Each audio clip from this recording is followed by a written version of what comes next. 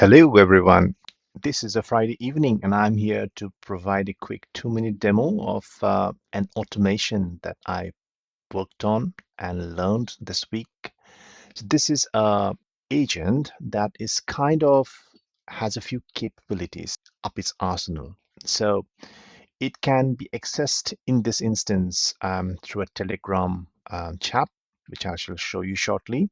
But it can be through others as well. But I've activated Telegram, and it's got at its disposal a number of tools. It can do web searches, it can scrape the web, it can search and for accommodation using Airbnb, and it has an ability to generate images of different styles and then finally send the output to you. So without any further ado, let me show you what I mean. I did, as you can see, I've been playing with it. So if I ask you, what are your capabilities? It's going to respond back to me what its capabilities are shortly. So it says to us here that it can do a few things, as we said: search, scrape, accommodation search, image generation. Okay, tell me more about the tools that you have, right? So I ask it that, and then we'll give it a minute or a few seconds for it to respond back. And I shall show you shortly how the different workflows actually operate. But it comes back with a response saying, I've got a number of tools, Airbnb tools. I can do searches. I can list out the details of any listings. I can use tools to scrape. I can effectively discover URLs, etc., etc. I can search the web, and basically the image generation is separate. Okay, what about image generation, right? Because it didn't respond here in the tools. The reason it doesn't list it in the tool is because it's a separate workflow that has been converted. There it says what it can do. Now let's test it out. So what did it say it can do? It can search the web. So find me a cozy restaurant at Canary Wharf, London, that I can take my family for a dinner tomorrow night, right? So if I say that, we will have a particular search tool from Brave operate in the background, and momentarily we'll see a few responses with hopefully some nice restaurant. Okay, I have a response back, so let me go back. There we go.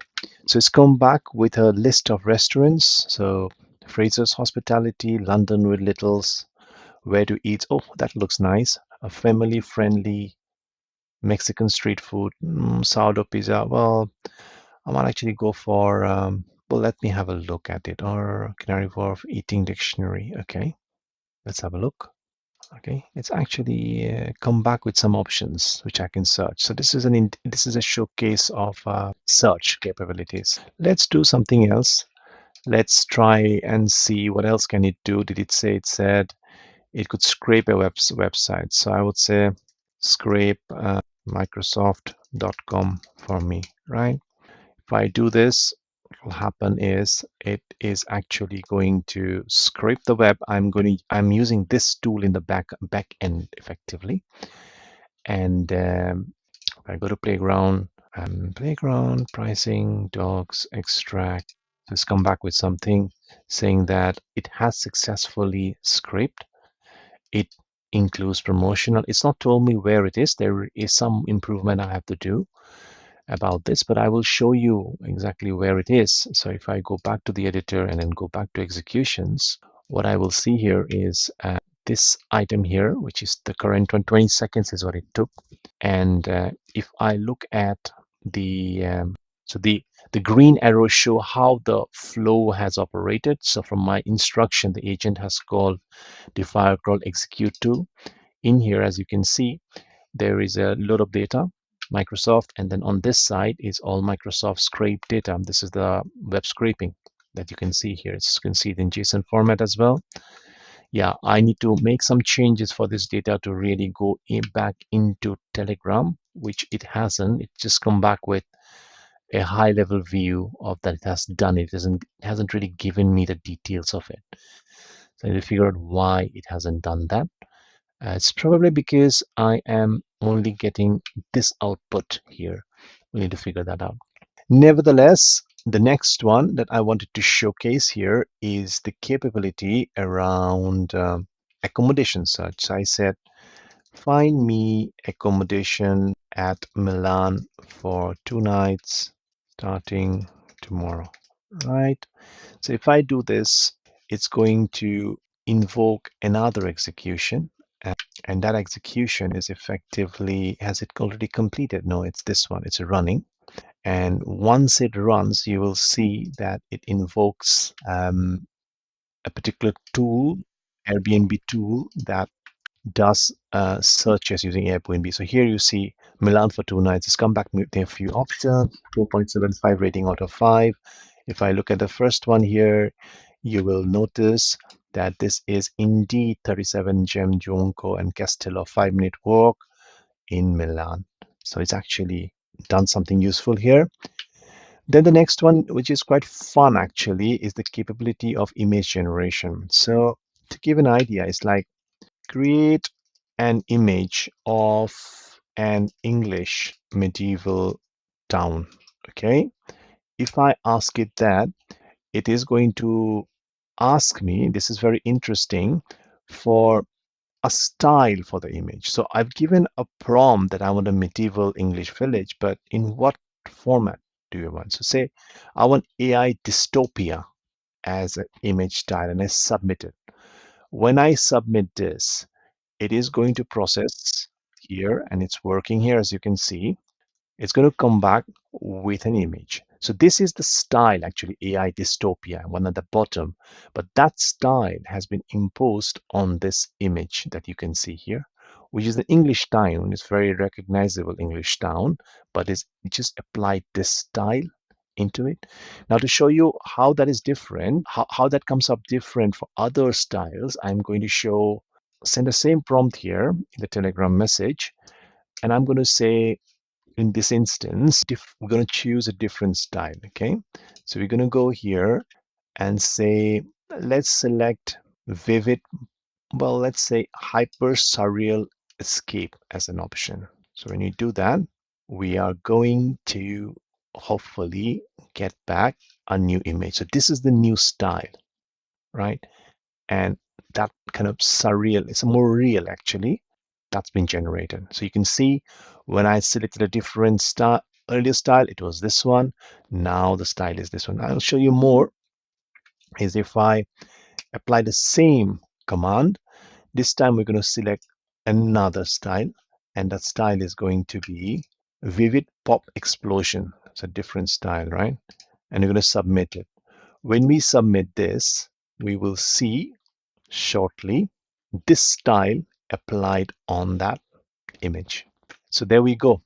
So now just to give you some idea about what has happened is, you see, in this last execution, if I were to take an example, the Telegram trigger, follow the green lines here, effectively the green line here, it goes to the AI agent. The AI agent obviously has decided that it needs to go to the workflow here, which is image generation. And if I go to that image generation workflow, which is over here, and I go back to execution just to get the latest bit, which is this one. That's the workflow, the previous workflow that has come from. And this one that you see here is what creates that pop-up, in Telegram to say select the image. Now, when I selected the image, obviously in this instance, we selected vivid pop explosions, as you can see. So that's the root that is green. And it goes into here. All it does is that in here, it applies a description like vivid pop explosion means rule of thirds, golden ratio, hyper maximalist, vibrant neon, high contrast, octane render, photorealism 8K, blah, blah, blah. Design a fun, energetic scene filled with bold neon colors. You give a prompt here, right? It's that which is being passed on to a Hugging Face interface API. We are calling here Flux, Black Forest Labs Flux.1 Snell model, and we are effectively passing the English medieval town as the basically main image prompt, and the description of the style in here, which is what is giving us this particular image here. right? So that's how the whole execution works. Now, I hope you find it useful. Those of you who would like to know more about it and are being led to be curious seeing all of this, just feel free to ping me and let me know on LinkedIn. I will be very glad to share with you all of the stuff that I have done. You can give it a go. I have myself been learning, and what I have found out, and I've been learning from some great people on the internet who have showcased other things, and I've tried to synthesize them into a use case that I was interested in. The key thing to note though is N8N is a really solid low code environment that you can piece things together, apply logic, if else then, JavaScript, merge, spread, AI agents in to really create interesting and really powerful set of automations. I have in fact installed it locally on my laptop as a Docker instance here. I can help you understand how to do that. There's a lot of other material available on the internet if of interest. But long story short, um, things have become really accessible for everyone, where anyone curious can enjoy the new capabilities out there. But that's about it for now. It's a Friday evening. I wanted to just share this quick demo with you. If it is of interest, again, as I said previously, feel free to be in touch. Those of you who are leaders and in industry and you'd like to explore more intelligent automation for your processes to create new revenue opportunities or improve productivity, save cost, let's discuss. Feel free to reach out to me. And on that note, enjoy your evening and the weekend, and I will come back to you with another demo under the understanding technologies team that I am evangelizing. So on that note, good night. Thank you for your patience. Bye.